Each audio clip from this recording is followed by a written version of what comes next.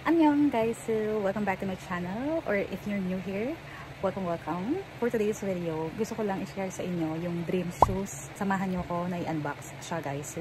Short story, itong shoes na to is always sold out. Lalo na yung sa size ko. Every time na gagawi kami sa SM Aura, ayun, dumadaan ako sa New Balance store. 3 times akong pabalik-balik and wala talaga silang stock ng sa size ko. Then, pumunta nga tayo sa Bonifacio High Street sa New Balance din na store doon.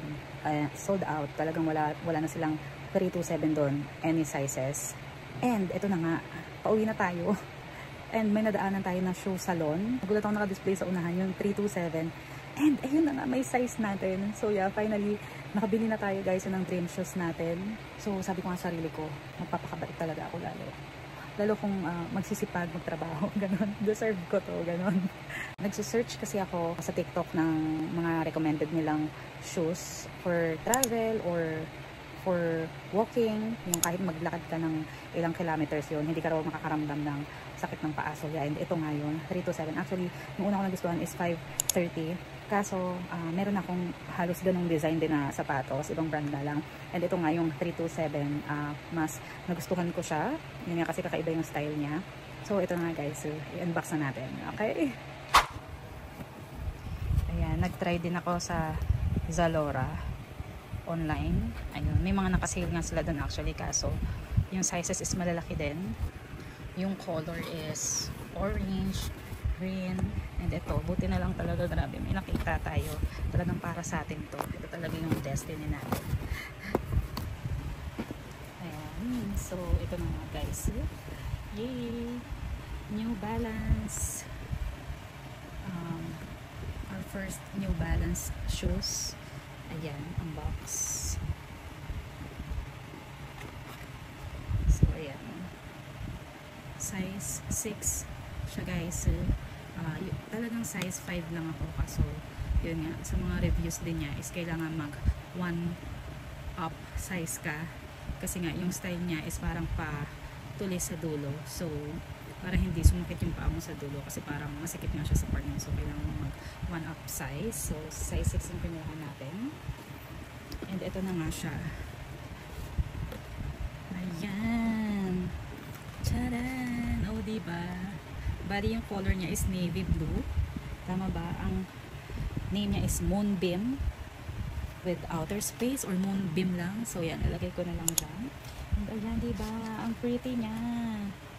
Oh, diba? Pero ang pinaka-bet ko talaga is, yun nga, hindi nga sasakit yung paa mo kahit gano'n ang kahaba yung nilakad mo. Kahit gano'n ka katagal, kahit buong araw ka maglakad. Si OA. Ayan. Malalaman natin yan. Pag nasuot na natin siya, pumatay na. So ayan, New Balance. Then ayan. Ayan, ganyan siya, diba? Ayan. MB. Diba, ang ganda ng itsura niya guys. So yeah. Ayan yung ilalim. Yeah. Okay.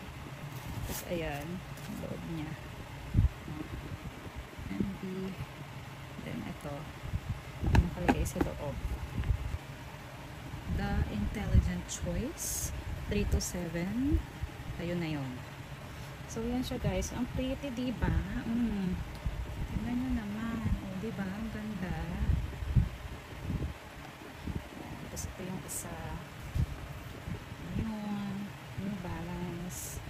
So okay. So dito, kabilaan yan. New Balance. Okay. O kabilaan. Yan. Yung logo. Okay. Ayan. Diba ang ganda? Ganda. Talagang bet ko pati yung kulay. Okay nga kahit navy blue. Supposed to be black talaga. Yung gusto ko. Parang dito black. Kaso alam ko yung black iba rin yung style niya dito. Ayan. Diba? Ang ganda. Oo, pretty talaga. Love it. Diba? Papakinabangan natin to ng ilang years for sure. So yeah, yun lang guys. So, diba? Ayun na.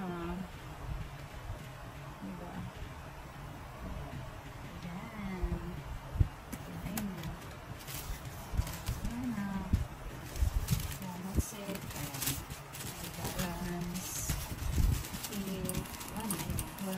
socks. Kahit socks. Charot. So, yeah.